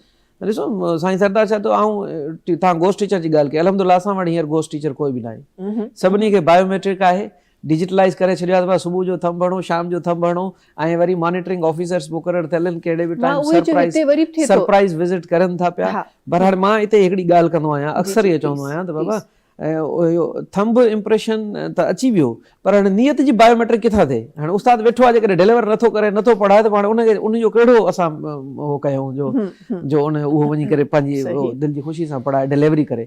त असां वटि इहे सॼा मसइला आहिनि, असांखे बहितर करे था सघूं। असां जेकॾहिं थोरो सिस्टम खे हलायूं ऐं बहितर तरीक़े सां हलाइजे ऐं थोरो सस्टेनेबल तरीक़े सां हले, माना हिकिड़ो प्लान आहे त उहो 10 साल हुजे त उन टाइम लाइन ते हले, त पोइ उनजा नतीजा ईंदा। हाणे ओवरनाइट असां चऊं त अॼु असां सरदार शाह साहिबु अची वियो आहे त हीअं हाणे सॼो सिस्टम चेंज थिए, अकेलो माण्हू छा करे सघे थो? जॾहिं तव्हां ॾिसो था सभु सिनारियो असां वटि कहिड़ो पियो हले, त उनखे केतिरियूं रेजिस्टेंस। मां हिकिड़ो डिस्ट्रिक्ट एजुकेशन ऑफिसर आहियां, मूंखे अलाए कहिड़ी रेजिस्टेंस खे रोज़ानो फेस करणो पवंदो आहे, पर असां फर्स्ट टाइम ईअं थियो आहे जो डिस्ट्रिक्ट एजुकेशन ऑफिसर बि साईं सरदार शाह जेको आहे न मेरिटोरियस बेस रिटन एग्ज़ाम वरितईं असांजो इंटरव्यूज़ थिया, 2 दफ़ा इंटरव्यू थिया, सेक्रेटरी साहिबु असांजो इंटरव्यू वरिता, शॉर्ट लिस्ट करे असांखे लॻायो अथऊं ऐं विथ सर्टेन DLIs ऐं KPIs असांखे ॾिना अथऊं त ही टारगेट तव्हां अचीव कंदो, अदरवाइज़ यू विल फायर। त हाणे असां बि सोचूं था पिया जॾहिं असांखे खणी आया आहिनि त असां पंहिंजा गोल्स अचीव कयूं। सही त ईअं मेरिटोरियस जेकॾहिं सभु शयूं ईंदियूं, या जीअं मॉडल स्कूल जो कॉन्सेप्ट आहे, इहे उनखे थोरो ऑटोनॉमी मिलंदी ऐं उनमें जेकॾहिं ॿाहिरी इन्वॉल्वमेंट घटि थींदी ऐं चेक एंड बैलेंस सुठो थींदो, गुड गवर्नेंस थींदी, त शयूं बहितर ॾींदा वेंदियूं, बहितर ॾींदा वेंदियूं। तव्हां मेरिट त ख़ैर तव्हां जॾहिं चयो त तव्हांजी असेसमेंट ई तव्हांजे कम ते थींदी आहे, ॾाढी सुठी ॻाल्हि आहे। बट मां हमेशह चवंदी आहियां त ठीकु आहे, इहो जेको सिफ़ारिशी जेको ट्रेंड आहे असां वटि हिकु अज़ल खां हलंदो पियो अचे, जेको असां ॾिठो आहे ऐं जेको थींदो पियो अचे। तव्हां सिफ़ारिश ते ई अचो खणी, तव्हां कुर्सी वठो, बट एटलीस्ट उन ते कमु त कयो। तव्हां आया आहियो त कमु त कयो। ठीकु आहे, इन ते बि न हामी भरीसीं त ठीकु आहे, इन ते बि खोड़ सारी शयूं, कोटा बि अची थी वञे। मां अक्सर चवंदो आहियां त बाबा असीं बि हिन धरती जा, बचड़ा बि हितां जा, ही असांजा बचड़ा, त हिननि सां गैरनि जहिड़ो सलूक छो? ॿियो असीं डिलीवर न कंदासीं, असीं पंहिंजे क़ौम खे, असीं पंहिंजे ईंदड़ नसल खे असीं एजुकेट न कंदासीं त को ॿाहिरां अची असांजी नसल खे किथे ठीकु कंदो छा? असांजे बचड़नि खे असांजे सिस्टम आहे त जेको पुलिस में इंडक्ट न थी सघंदो आहे, सिपाही न थींदो आहे, पोइ बेदिलियो चवंदा भला मूंखे मास्तर करायो। इहा असांजी कमिटमेंट आहे। असां तव्हां त ख़ैर ख़बर न हिन ॻाल्हि खे ऑनर चवणु खपे या न चवणु खपे, पर छा कयूं, मजबूर आहियूं सच ॻाल्हाइण ते। ऐं मुंहिंजी हमेशह आदत आहे, कुझु बि मां ॾाढो ब्लंटली चई वेंदी आहियां। तव्हां वटि त जॾहिं असां वटि महिमान ईंदा आहिनि त महिमान हज़रात असांखे ऑफर कंदा आहिनि, तव्हां मॉर्निंग शो कयो, को मसइलो कोन्हे, नौकरी असां तव्हांखे वठी छॾियो, टीचिंग वठी छॾियो, को मसइलो ई कोन्हे। सो इहो त अलमियो आहे असांजी सोसाइटी जो। ऐं अहिड़ा माण्हू असांजी नज़रुनि जे साम्हूं आहिनि, उहे असां मां ई आहिनि, उहे ॿिया ॿाहिरां कोन आहिनि, उहे असांजा ई माण्हू आहिनि जेके हिन ई एजुकेशन सिस्टम मां पढ़िया आहिनि, हिन ई एजुकेशन सिस्टम खे ख़ुदा न ख़ास्ता तबाही जी तरफ़ वठी पिया वञनि। वक़्तु आहे ब्रेक जो। ऐं नूर अहमद साहब, वॾी महिरबानी तव्हां सां गॾु हुजण जे लाइ। ऐं तव्हांखे हिकु मीटिंग जी तरफ़ वञिणो आहे ऐं मां अज़्यूम कयां पई उहा ई मीटिंग आहे जंहिंजे बारे में असां ॻाल्हाए रहियासीं। तव्हांखे होॾां वञिणो आहे त इनशाला कंहिं ॾींहुं वरी वेही एजुकेशन ते मज़ीद ते ॻाल्हाइबो। वॾी महिरबानी तव्हांजे सां गॾु हुजण जे लाइ। नाज़रीन, वक़्तु आहे ब्रेक जो। ॿिया महिमान असां सां गॾु आहिनि। ही तमामु हक़ीक़तूं जेके अॼु असां ॻाल्हायूं, वाक़ई हक़ीक़तूं आहिनि, पर थोरो सो सुधार जी तरफ़ मां वञणु चाहियां थी। मां ॾिसणु चाहियां थी त असांजा माण्हू उन सिस्टम खे इन्हनि तमामु हक़ीक़तुनि जे हूंदे कीअं बदिलाव आणे सघनि था ऐं कीअं ई बेटरमेंट जी तरफ़ वञी सघनि था। वक़्तु आहे ब्रेक जो। तव्हां सां मुलाक़ात कयूं था हिन ब्रेक खां पोइ।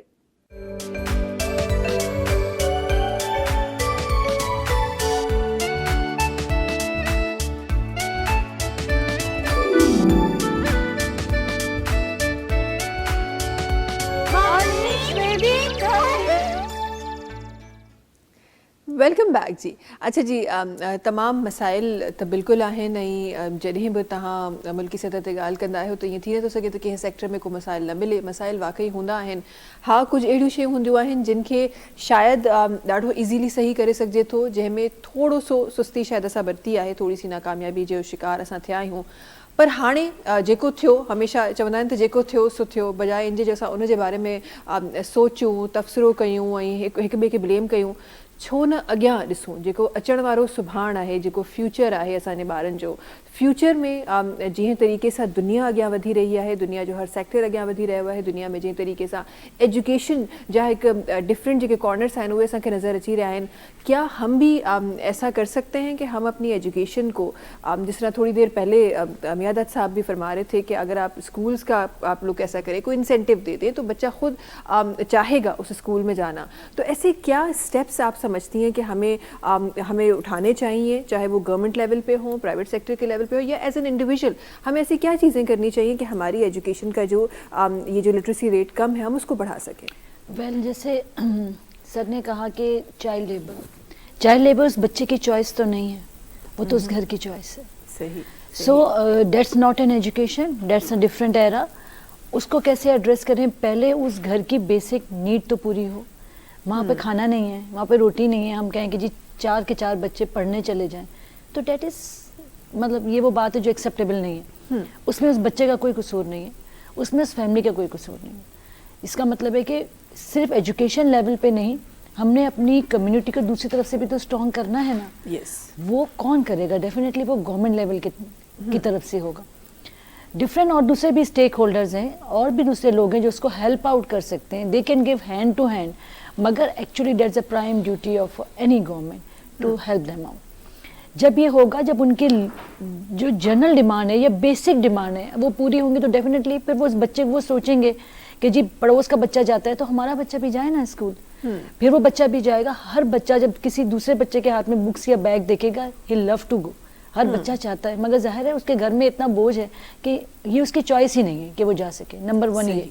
हमें कैसे डिस्करेज करना? हम सिर्फ डिस्करेज नहीं कर सकते, हम लीगली नहीं कर सकते, हमने उनकी बेसिक फैसिलिटी प्रोवाइड करनी है. हम एक लॉ बना लें जी, उनको सज़ा दे दें, हम कहते हैं जी ये इलीगल है, उन जगहों को जहाँ पे उनसे वो लेबल ले रहे हैं उनके खिलाफ काम करने.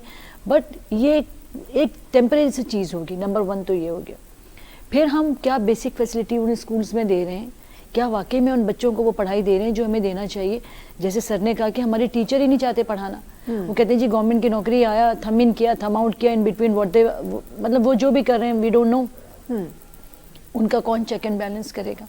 क्योंकि उनको वननेस ही नहीं है, उनको वो ओनरशिप नहीं है कि जी हाँ ये मेरा बच्चा है. और उनका बच्चा तो प्राइवेट में पढ़ रहा है तो उनको फ़र्क नहीं पड़ता उस बच्चे के. Reason behind? मुझे तो ये पता है कि गवर्नमेंट की सैलरीज जो टीचर्स की हैं वो प्राइवेट सेक्टर से बहुत ही ज़्यादा अच्छी हैं. They have other perks and privileges, ऐसी बात नहीं है. पर डेफिनेटली, क्योंकि अब एक चीज़ तो हो गई ना, ये हमारे, ये तो देखें हमें कहीं जवाब भी तो देना है ना. वो हम, ये तो आपका माइंड में है ही नहीं कि कहीं से पूछ भी होनी है. फिर दूसरी बात कि क्या हम लोग उनको वो फैसिलिटीज़ दे रहे हैं? चले बच्चा स्कूल तक आ गया, क्या वहाँ वो लेवल ऑफ एजुकेशन है जो वो बच्चा कम्पीट करेगा किसी, छोड़ दें इंटरनेशनल लेवल से, क्या वो बराबर वाले प्राइवेट स्कूल से कम्पीट करेगा? फिर we have to look into this. That's very important. क्या वो टीचर का वो लेवल है कि क्या वो सारे सिफारशी हैं, या वाकई में उनमें से कोई ऐसा भी था जो कि कंपटीशन पे आया और वो बच्चों को ऐसा देगा कि बच्चे हमारे उनके साथ कम्पीट करेंगे जो प्राइवेट मेडिकल स्कूल्स हैं. फिर ये काउंट करता है. And at the end of the day कि जी वो क्या फैसिलिटीज़ हैं, क्या वहाँ पे ऑनलाइन फैसिलिटीज़ हैं, क्या वहाँ पे इंटरनेशनल फैसिलिटीज़ है, ये तो बहुत दूर की बात है. अभी तो हम यहाँ हैं कि हम अपने बच्चे को घर से निकाल के स्कूल तक कैसे पहुँचाएं. हम तो यहाँ परेशानी में बैठे हैं. सही. क्योंकि उसके माँ बाप बेचारे भूखे हैं और वो बेचारा पलट के जब वो वापस आएगा तो उसको खाना ही नहीं मिलेगा. तो पहले वो जाएगा कि मैं खाना तो अपना करूँ. यहाँ से ग्राउंड लेवल पे चीज़ होगी तो हमारी एजुकेशन होगी. देखें, हमारा बेसिकली हमारे मुल्क में ज़्यादातर लोग पेरिफेरी में है, रूरल एरिया में. कराची एक शहर है, सिंध को ले लें, हैदराबाद है, उसके बाकी तो वो इलाका शुरू हो गया ना. वो सुबह से लेकर रात तक बच्चा जब करेगा वो कैसे पढ़ेगा, वो उस पर कंसंट्रेट कैसे करेगा? चले इवनिंग स्कूल्स हो गए, मॉर्निंग में उसने जॉब की, वो जब थक हार कर जाएगा तो वो इवनिंग स्कूल में क्या आके होमवर्क करेगा, क्या पढ़ेगा, उसको क्या? ये एक पूरे एक पॉलिसी मैटर है जो बहुत सारे लोगों ने, बहुत सारे स्टेक होल्डर्स ने बैठना है और उसको डिसाइड करना है. हमें भी एज अ प्राइवेट हमें चाहिए अब उसको हेल्प आउट करें, हम उसको ओन करें. अगर मैं किसी एक बच्चे की तालीम को ओन कर लूँ कि ये फलां बच्चा को मैं पढ़ाऊंगी, सो यू नो उसकी सारी पढ़ाई मेरी है. क्या सिर्फ एक बच्चे को, क्या हम लोग एक प्राइवेट लोग नहीं ओन कर सकते? कर सकते हैं ना, सही, जो किसी लेवल पे. तो बस उस बच्चे की जिम्मेदारी फिर मेरी हो गई, उसकी पढ़ाई, उसका इंटर से लेके matric, whatever, post graduation. So इस तरह कम्युनिटी चलेगी. सिर्फ हम गवर्नमेंट पे भी नहीं छोड़ सकते, हमने भी अपनी ओनरशिप लेनी है इस मुल्क के साथ. सही. एंड आई थिंक सो जो हमारे अच्छे पढ़े लिखे लोग हैं वो अगर हर फैमिली से एक एक बच्चे को भी ओन कर जाए तो शायद एक फैमिली का एक बच्चा तो बहुत अच्छे लेवल पे चला जाए. चला That's how it जाएगा. works. बिल्कुल बिल्कुल बिल्कुल, बड़ी खूबसूरत आपने बात की. ये वाकई सही बात है कि अगर हम गवर्नमेंट पे तो बहुत सारी बातें करते हैं, लेकिन हम अपनी क्या इंडिविजुअल जो हमारी एज ए पाकिस्तानी हमारी रिस्पॉन्सिबिलिटी है कि हमने वो निभाई है, कभी हम उसी को नहीं निभाते. इसीलिए शायद हम जब फिर हमें सरकारी नौकरियां मिल जाती हैं, फिर सरकार हमारी तब्दील हो जाती है, तो हमें ब्लेम करना बड़ा ईजीली आता है. क्योंकि वो कहते हैं ना, दिल में जब चोर बैठा हो तो सामने सब चोर नजर आते हैं और कुछ नजर नहीं आता. अच्छा जी, तहन पसंद चाहिए सेम ॻाल्हि. अगर हिन वक़्तु एजुकेशन जो जेको हिकु सेक्टर आहे तव्हां जे हथ में ॾिनो वञे, छा अहिड़ियूं शयूं आहिनि इमीडिएटली करण जे लाइ जेका असांजी न सिर्फ़ु लिटरेसी रेट बल्कि जेका एजुकेशन असां हासिल करे रहिया आहियूं उन में बि बहितरी आणे? ॾिसो, 1948 में जॾहिं यूनाइटेड नेशंस हिकिड़ो डिक्लेरेशन ॾिनो त एजुकेशन जेका आहे ॿार जो बुनियादी हक़ आहे. It was recognize as human rights. ठीकु है, one of the fundamental rights of a child. जीअं मैडम चयो त उनखे इहो गवर्नमेंट जी रिस्पॉन्सिबिलिटी आहे कहिड़े तरीक़े सां उनखे स्कूल सिस्टम जो हिसो थी करे. मां रिसेंटली काफ़ी डेवलपमेंट ई 2000 खां 2015 ताईं हिकिड़ो यूनिवर्सल इन्हनि मिलेनियम डेवलपमेंट गोल्स ठाहिया गवर्नमेंट, ऐं पाकिस्तान में सिग्नेटरी हो. मिलेनियम डेवलपमेंट गोल्स में टारगेट आहे त बाय 2015 असां 86% लिटरेसी अचीव कंदासीं. ठीकु आहे. उन लिटरेसी अचीव करण जे लाइ हुननि पॉलिसीज़ जोड़ियूं, कीअं कंदासीं. पोइ उन में हो त भई तव्हां एनरोलमेंट ड्राइव्स कयो, उन वक़्तु थियूं बि. ठीकु आहे, एनरोलमेंट ड्राइव्स कयो, कोशिशि कयो त ॿार जेके आउट ऑफ स्कूल आहिनि उन्हनि जूं फैक्ट्स फिगर्स तव्हां वटि हुजनि. सभिनी खे घर घर वञी करे ॿारनि खे दाख़िल करायो. ऐं जेके ॿार 9 खां 16 ताईं आहिनि, जेके प्राइमरी स्कूल जो नथी सघिया हिसो 9 सालनि खां 16 ताईं, उन्हनि खे नॉन फॉर्मल बेसिक एजुकेशन में आणे. ठीकु आहे. इन खां जेके वॾा हुया उन्हनि खे तव्हां एडल्ट लिटरेसी में आणे ताकि तव्हांजो लिटरेसी रेट वधे.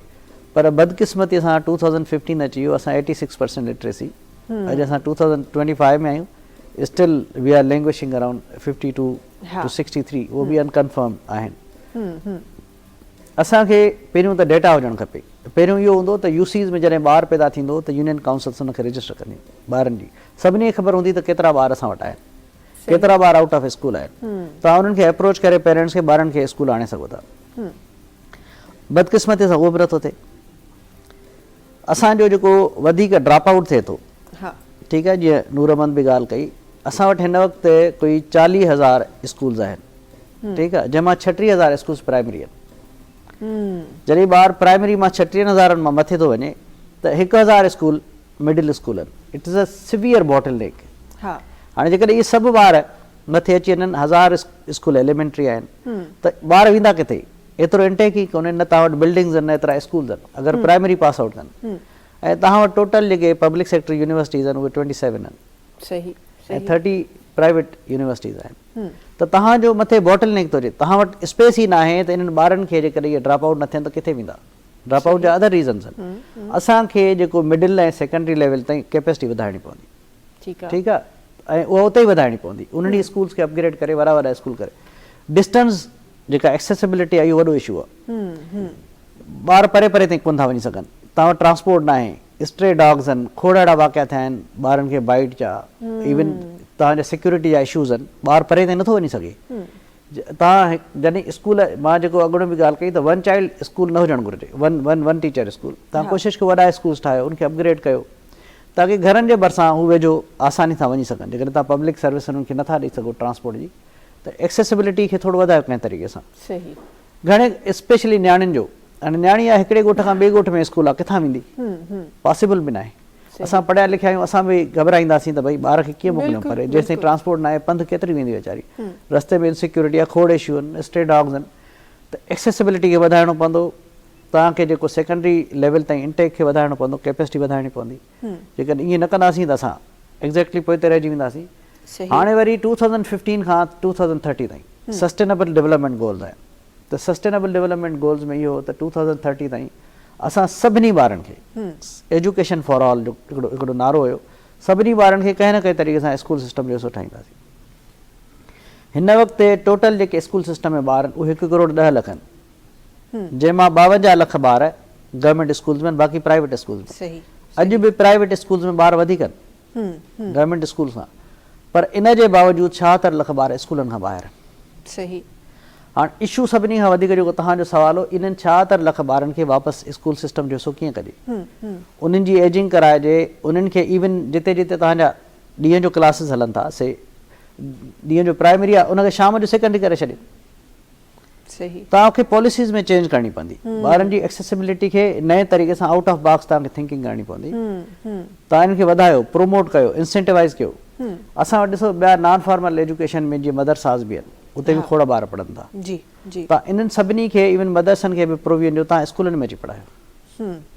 ठीकु आहे, उन्हनि खे हिकिड़ो सेफ एंड सिक्योर एनवायरमेंट ॾियो, ॿारनि खे ट्रांसपेरेंट एनवायरमेंट ॾियो, ऐं parents will be please to send. हाणे गुरबत एतिरी आहे, ॿार चवंदा त भई ॿारनि खे मदरसे में मोकिलियो, उते मानी बि मिली वठंदसि, पढ़ी बि वठंदो. ठीकु आहे, हू मेन स्ट्रीमिंग खां हटी था वञनि.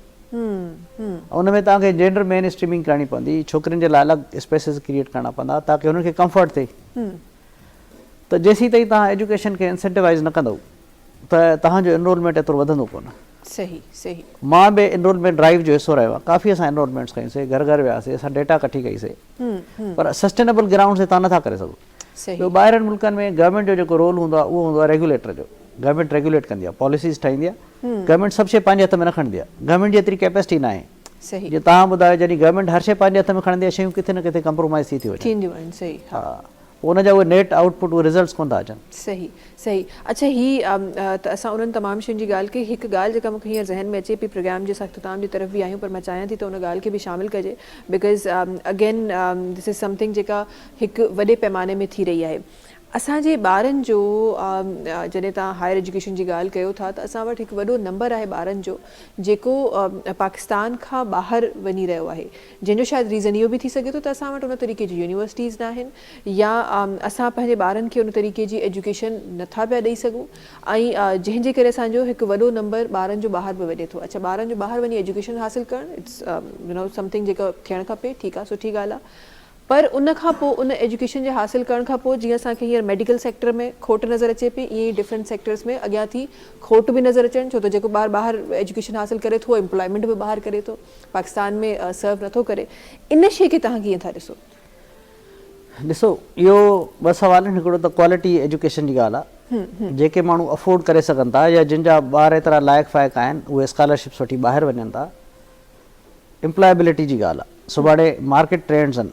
ठीकु आहे, तव्हां वटि जेके यूनिवर्सिटीज़ पाकिस्तान में आहिनि उन्हनि जी जेकॾहिं तव्हां ग्लोबल रैंकिंग कयो त असांजी यूनिवर्सिटीज़ इलाही पोइ थिए. ठीकु आहे, असांजा जेके लर्निंग लैंडमार्क्स आहिनि, जेकॾहिं तव्हां स्कूल्स खां वठी ॾिसो, जेके असांजूं साइंस लैब्स आहिनि उहे एतिरियूं फंक्शनल न आहिनि. ॿार जेके एक्सपेरिमेंट्स कंदा आहिनि, उनखे ख़बर ई न आहे त एटम छा आहे, न्यूट्रॉन, प्रोटॉन, उहो कॉन्सेप्चुअलाइज़ ई न करे सघंदा आहिनि. ठीकु आहे, या बायोलॉजी जूं लैब्स आहिनि, इनिशियल लेवल ते उनखे ख़बर ई न पवंदी आहे. इवन जो कॉलेज जो आहे, अनफॉर्चुनेटली उहो कॉलेज एजुकेशन सिस्टम लॻंदो आहे यूनिवर्सिटी ऐं स्कूल जे विच में हिकिड़ो बफर आहे. ठीकु आहे, उहो उन हिसाब सां एतिरी quality education as far as scientific information is concern उहा ओतिरी इम्पार्ट नथी कई वञे. ॿाहिरि इन करे था वञनि त जॾहिं मार्केट में अचनि था, असां वटि ई पाकिस्तान में कुझु माण्हू जेकॾहिं वापसि अचनि था, उनखे ख़बर आहे त हिन फॉरेन डिग्री आहे ऐं उते ही को अनफेयर मीन सां न आयो हूंदो. उते हिन रिसर्च पेपर्स बि लिखिया हूंदा, उनजो ऐं यूनिवर्सिटी जी ॾिसंदा आहिनि रैंकिंग केतिरी आहे, अंडरस्टूड आहे हिन जो जेके ही नंबर्स आहिनि इहे ईअं न आहिनि. हीउ पढ़ी लिखी आयो आहे त हुनजा एम्प्लॉयबिलिटी जा चांसिस वधंदा आहिनि. हिते ॿार जॾहिं ॿाहिरि वञनि था, मैडम बि ॻाल्हि कई त USA में हली जीअं कई, इन्हनि जा ॿार कोशिशि था कनि ॿाहिरि सेटल थियनि. ठीकु आहे, लॉ एंड ऑर्डर जा इशूज़ आहिनि या ॿिया इशूज़ आहिनि, या इवन रिटर्न्स घटि आहिनि, उते सैलरीज़ वधीक आहिनि, तव्हांखे प्रॉफिटेबल जॉब्स मिलनि थियूं, त ॿार कोशिशि कनि था जॾहिं ॿाहिरि पढ़णु वञनि था, रहनि बि उते था. इहो ब्रेन ड्रेन थो थिए. ऐं इन ब्रेन ड्रेन जो असांजे मुल्क खे इलाही नुक़सानु थियो आहे. इहे जेकॾहिं ॿाहिरि पढ़ी इहे ई ब्रेन्स हिते अची हिते सर्व कनि, हिते इदारा ठाहिनि, इदारनि खे लीड कनि, त इलाही मां सम्झां थो एग्ज़ैक्टली ही रिवोल्यूशनाइज़ करे सघंदा, हिन खे चेंज करे सघंदा. ज़रूरत इन ॻाल्हि जी आहे त उन्हनि माण्हुनि खे असां टेप करे इंसेंटिवाइज़ कयूं, उनखे हायर पैकेजिस ॾियूं जीअं हिते हिन जी रिटेन हिन खे करे सघूं, मुल्क में उनखे अट्रैक्ट करे सघूं. हुन लाइ हिकिड़ो स्पेशल काडर क्रिएट करणो पवंदो. ताकी हुननि जे असां जेको हुननि जो एक्सपायर आहे ॿाहिरि जी यूनिवर्सिटीज़ में उन्हनि जो फ़ाइदो वठूं। तव्हां सखर IBA जी मां ॻाल्हि कयां, निसार सिद्दीकी साहब हुयो मरो, he was a commissioner secretary बि रहियो, उहो ॿाहिरि जी यूनिवर्सिटीज़ में वियो, उन एक्सपायर वरितो, हुन IBA सखर जो कॉन्सेप्ट तव्हां विज़िट कयो आहे न कयो, तव्हांखे ईअं लॻंदो त दुनिया जी बहितरीनु यूनिवर्सिटी हुजे ॿाहिरि जी, एॾी ख़ूबसूरत ठहियल आहे उन सखर जे हिकिड़े नंढे इलाइक़े में, पूरे पाकिस्तान खां ॿार उते अचनि था, हिकिड़े माण्हूअ एॾी चेंज आंदी। ठीकु आहे, त वी नीड चैम्पियंस जेके ॿाहिरि पढ़ी था वञनि, उन्हनि खे असां को इदारे लाइ ॾेई छॾियूं, भई फुल गवर्नमेंट सपोर्ट करे। जीअं गिम्स ठहियो आहे, हिकिड़ो डॉक्टर भट्टी हुयो, तहसील लेवल जो हॉस्पिटल हो, ठीकु आहे, तहलका लेवल जो, हुनखे पूरो ह्यूज मेडिकल कॉम्प्लेक्स कयो आहे। इवन अमेरिका मां माण्हू सर्जरीज़ कराइण हिते गिम्स में था अचनि। त we have to identify champions. Doctor Adeeb ji ॻाल्हि कयां, डॉक्टर अदीब ॾिसो पंहिंजी फील्ड में SIUT खोलिया, माण्हुनि कंट्रीब्यूट करण लाइ तयारु आहिनि। अहिड़नि चैम्पियंस खे आइडेंटिफाई करे इन्हनि खे सपोर्ट करणी ज़रूरत आहे। तव्हांखे ही रिवोल्यूशनाइज़ कंदा, एजुकेशन में एॾा सुठा इदारा ॾींदा, तव्हांजी सोच आहे। सही सही, बिल्कुल तव्हां सही ॻाल्हि की। अच्छा, एक ॿी शइ जेका मूंखे यादि अचे थी, रिसेंटली हमने देखा भी था कि हमारे पास AI टीचर्स का, रोबोटिक टीचर्स का एक रुझान जो कराची तक भी पहुंच गया है। इंटरनेशनली तो हमने बड़ा कॉमनली देखा है, जो कराची तक भी पहुंच गया है। इसको कैसे देखती हैं आप, एजुकेशन में एक रोबोट का इन्वॉल्व होना, इसको कैसे देखती हैं आप? देखिए, मैं खुद एक रोबोटिक सर्जन हूँ, so it's a marvelous option, it's a wonderful work to do, मगर डेफिनेटली उसके लिए आपको economically it's very very expensive. इसकी ट्रेनिंग में इतना खर्चा होता है कि इकोनॉमिकली पर पेशेंट इसका बहुत ज़्यादा। इवन AI तो अब सिर्फ मेडिकल नहीं, हर एजुकेशन में है और मैं समझती हूँ कि हमें उसके साथ अध्ययन करना चाहिए अपनी एजुकेशन लेवल को। और वो now is main subject which should be included in all level, because ये दुनिया भर में ये बेसिक एजुकेशन का हिस्सा है, मगर हमारे पास अभी ये समझते हैं AI एक बहुत बड़ी चीज़ है, it is a basic education. और अगर हमें कम्पीट करना है इंटरनेशनली, हमारा बच्चा बाहर जाके इंटरनेशनली कम्पीट करे किसी भी लेवल के एजुकेशन पे, it should be a part of our course and it's definitely over the time. कल का जो दिन हम देखते हैं वो AI का दिन है।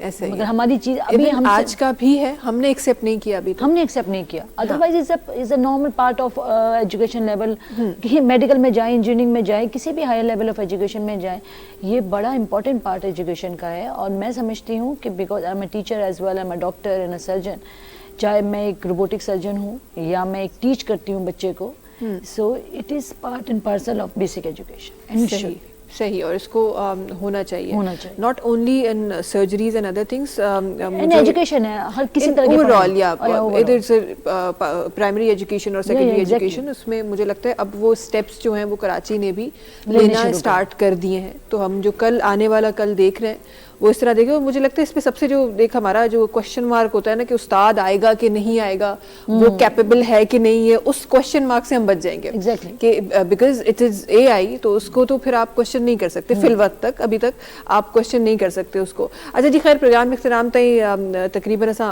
पहुची विया आहियूं, ऐं ही प्रोग्राम करण जो मक़सदु तव्हां ताईं उहे ॻाल्हियूं, उहे हक़ीक़तूं पहुचाइण आहिनि, ऐं उहे मसइला जेके हिन वक़्तु थी रहिया आहिनि, पर उन मसइलनि जो हल बजाए इन जे हमेशह असां इहो ई कमु कंदा आहियूं त हिन हुन ते ब्लेम करे छॾींदा आहियूं।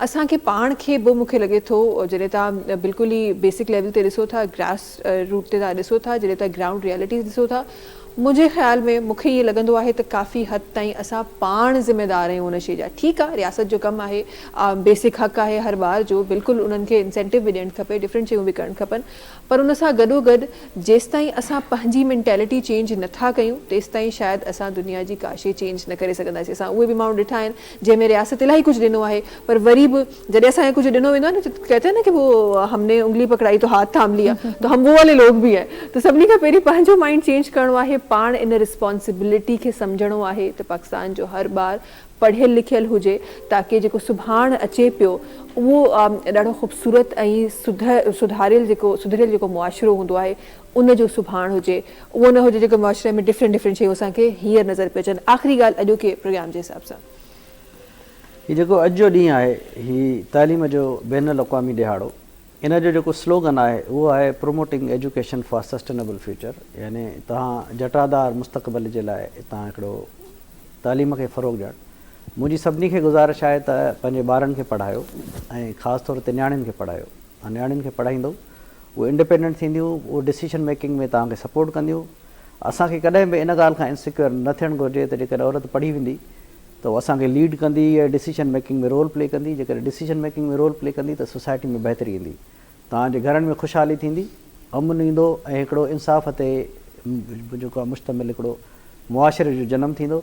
महिरबानी करे तव्हां ॿारनि खे पढ़ायो, जेके ॿार स्कूल खां ॿाहिरि आहिनि आइडेंटिफाई कयो, उनजे पेरेंट्स खे मोटिवेट कयो ताकी उहे स्कूल सिस्टम जो हिसो थियनि। सही, इन सां गॾो गॾु बिकॉज़ तव्हांजो तालुक़ु उन्हनि एम्प्लॉइज़ सां ऐं लेबर सां आहे, त मां हिन में ज़रूरु इहा ॻाल्हि बि शामिलु करणु चाहींदमि जेका अॼु के असांजे प्रोग्राम में रहिजी वई, त जेके असांजो उहो तबिको जेको हिन वक़्तु ॾिसे थो त जी असां ॿारनि खे कीअं एजुकेशन हासिलु करायूं, अगरि तव्हां चाहियो था त सुभाणे तव्हांजो ॿारु इहे शयूं न ॾिसे, उन्हनि तमामु माण्हुनि सां मुंहिंजी गुज़ारिश आहे त तव्हांखे अॼु पंहिंजे ॿार खे पढ़ाइणो पवंदो, न ई पाण सां गॾु कम ते वठी वञिणो पवंदो। अॼु पढ़ाईंदो तॾहिं ई तव्हांजो ॿारु इहे तमामु शयूं जेके अॼु तव्हां फेस करे रहिया आहियो ऐं तव्हांजा ॿार करे रहिया आहिनि हू ऐं हुनजी जनरेशन न कंदी। आज के प्रोग्राम के हिसाब से कुछ अल्फाज। आज वर्ल्ड एजुकेशन डे है, गवर्नमेंट जो कर रही है, मैं आज फिर रिपीट करूँगी कि हम जो लोग इकोनॉमिकली साउंड हैं, हम कोशिश करें कि हम एक एक बच्चे को ओन करें, आज से उनकी बैग की जिम्मेदारी लें, उनको स्कूल भेजें और उस बच्चे को जहाँ तक हम हेल्प आउट कर सकें। इसके अलावा पेरेंट्स के लिए बड़ी इंपॉर्टेंट है, स्पेशली जैसे डॉक्टर साहब ने कहा कि फ़ीमेल एजुकेशन के लिए अपनी बच्चियों को निकालें। अब वो ज़माना गुजर गया कि लड़के और लड़कियाँ, मैं समझती हूँ जो लड़कियाँ होती हैं वो ज़्यादा अच्छा घर भी चलाती हैं और हर तरह के सोसाइटी लेवल पे वो ज़्यादा अच्छा स्ट्रगल करती हैं। सो उनको पढ़ाएं, उनको आगे लाएं, कल वो आपका बेटा होंगी एंड दे विल डेफिनेटली आपका सर बड़ा ऊंचा करेंगी। मगर डेफिनेटली पेरेंट्स की हेल्प चाहिए, सोसाइटी की हेल्प चाहिए, हम सब की हेल्प चाहिए। इंशाल्लाह पाकिस्तान जिंदाबाद। पाकिस्तान जिंदाबाद। अच्छा, ये चीज़ जो आपने स्पेसिफिकली लड़कियों के लिए कही है, इते हिकु ॿी शइ त असां वटि चाहे असां केतिरी बि गुरबत जा शिकार हुजूं न, पर जहेज़ वठण ऐं जहेज़ ॾियण जो जेको कॉन्सेप्ट आहे अॼु बि असां मां ख़तमु कोन थियो आहे। चाहे असां केतिरा बि ग़रीब हुजूं, असां पंहिंजा घर बि विकिणे, असां उधारूं बि खणी असां जहेज़ ॾींदा आहियूं। इहे उधारूं अगरि तव्हां खणी पंहिंजी धीअ खे एजुकेटेड करायो न त शायदि तव्हांखे उन्हनि कर्ज़नि में वञण जी तव्हांखे ज़रूरत कोन पवंदी। उहा ई धीअ तव्हांजा कर्ज़ बि लाहींदी, उनजी ज़िंदगी बि सुखी थींदी ऐं न सिर्फ़ु उनजी, उनजी अचण वारी जेका नस्ल आहे उनजी बि ज़िंदगी सुखी थींदी। सो बजाए इन जो शादी लाइ कर्ज़ु खयो, एजुकेशन लाइ कर्ज़ु खणो ताकी तव्हांजी धीअ सुभाणे तव्हांजो बि सहारो थिए ऐं पंहिंजे मुल्क जो बि सहारो थिए। थैंक यू सो मच असां सां गॾु हुजण जे लाइ, वरी महिरबानी तव्हांजी। आख़िर में हाशिम भाई जो आवाज़ सां शामिलु करे रहियो नाज़रीन, तव्हां सां मुलाक़ात इंशाअल्लाह वरी ॿीहर थींदी। तेसि ताईं सभिनी खे ॾींदा इजाज़त, अल्लाह हाफ़िज़। जी हाशिम भाई।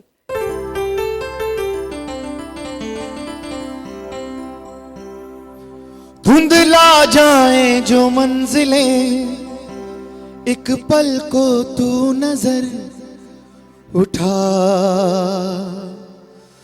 झुक जाए सर जहां वही मिलता है रब का रास्ता।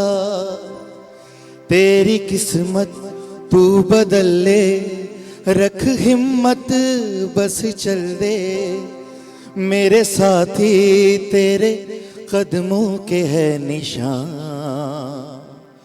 तू न जाने आस पास है खुदा, तू न जाने आस पास।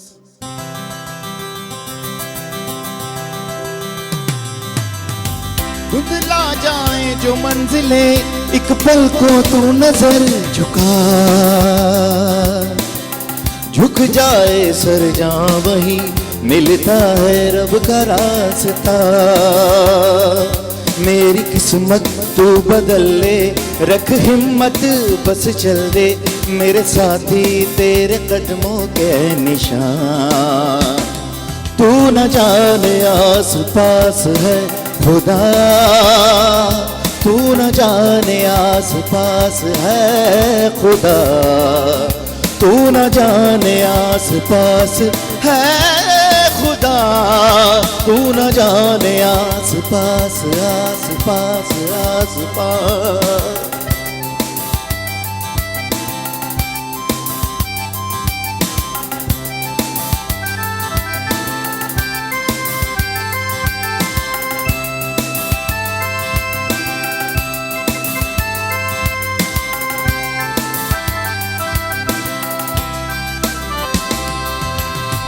खुद पे डाल तू नजर, हालातों से हार कर कहाँ चला रे, हाथ की लकीर को तोड़ता मरोड़ता ये हौसला रे, तू खुद तेरे ख्वाबों के रंग में के चलता हूँ मैं तेरे संग में, तू अपने जहां को भी रंग दे, वो शाम भी तो क्या जब होगा अंधेरा, तब पाएगा दर मेरा, उस दर पे तेर होगी तेरी सुबह, तू न जाने आस पास है खुदा, तू न जाने आस पास है खुदा, तू न जाने आस पास है खुदा, तू न जाने आस पास है खुदा।